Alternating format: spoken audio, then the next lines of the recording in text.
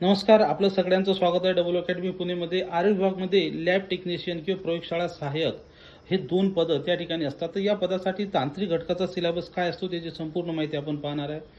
तर व्हिडिओ शेवटपर्यंत पहा. बघा, या ठिकाणी types of test done in medical laboratory जो 40 प्रश्न असतात आणि कधी कधी 80 प्रश्न येतात 160 गुणांसाठी, कधी 40 प्रश्न 80 गुणांसाठी.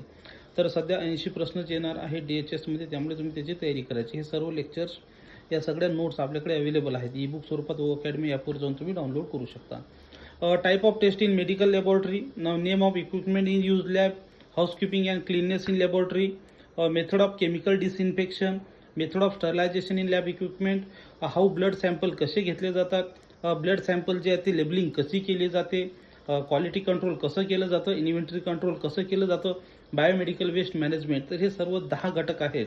हे 10 घटक तुम्हाला परीक्षेत 80 प्रश्नासाठी येणार आहेत. तर याची नोट्स, बॅच, टेस्ट सिरीज सर्व आपल्या ॲपवर अवेलेबल आहे.